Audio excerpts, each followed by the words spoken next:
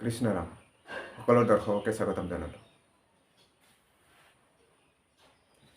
দীৰ্ঘ জীৱন আৰু যৌৱনৰ কাৰণে জগিং কিমান উপকাৰী এই বিষয়টো আজি আপোনালোকৰ কাৰণে লৈ আহিছোঁ। বলক ভিডিঅ'টো আৰম্ভ কৰোঁ।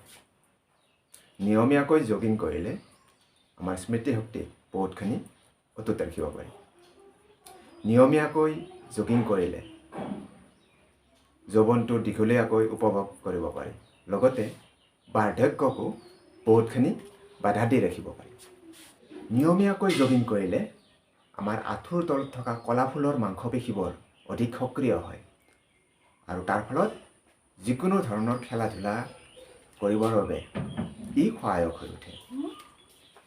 অনিদ্ৰাত ভোগা ৰোগীয়েও নিয়মিত জগিং কৰিলে অনিদ্ৰা ৰোগ দূৰ হয় আৰু মানসিকভাৱে ভাগি পৰা লোকেও যদি নিয়মিত জগিং কৰে মনটো বহুতখিনি পাতল হয় বা মানসিক শক্তিও বহুতখিনি ঘূৰাই পায়।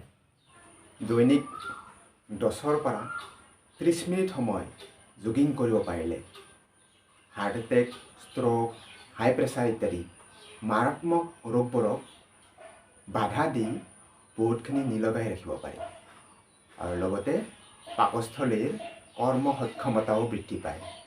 আনকি দীৰ্ঘ জীৱন লাভ কৰাৰ লগতে যৌৱনটোকো বহুতখিনি দীঘলীয়া কৰি ৰাখিব পাৰি। সপ্তাহত কমেও 4-5 দিন জগিং কৰিলে বা 200 মিনিট সময় খৰকৈ খোজ কাঢ়িলে বা জগিং কৰিলে এজন ব্যক্তিৰ বয়স প্ৰকৃত বয়সতকৈ 10-12 বছৰ কমি থাকে।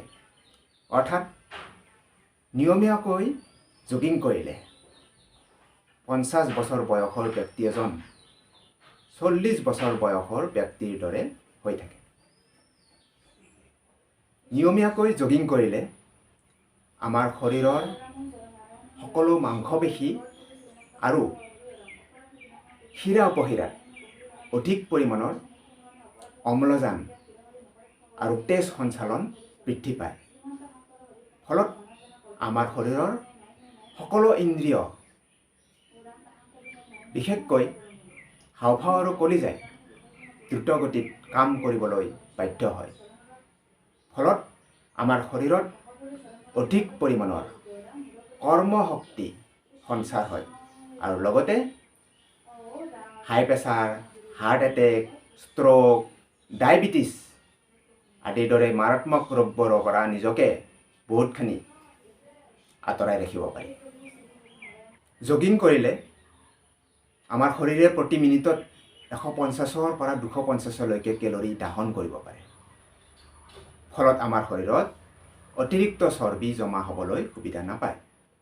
তেতিয়া আমাৰ শৰীৰ হৈ পৰে নমনীয়, সুন্দৰ, সুঠাম আৰু চিৰযৌৱনা, যিটো সকলো বয়সৰ ব্যক্তিয়ে মনে প্ৰাণে সদায় কামনা কৰে। আজিলৈ ইমানতে সামৰিছোঁ। যদি ভিডিঅ'টো ভাল পালে সকলোৱে লাইক, কমেণ্ট, শ্বেয়াৰ আৰু ছাবস্ক্ৰাইব কৰি মোক আগলৈ ভিডিঅ' বনাবৰ কাৰণে প্ৰেৰণা দিব বুলি আশা কৰিলোঁ। কৃষ্ণৰাম।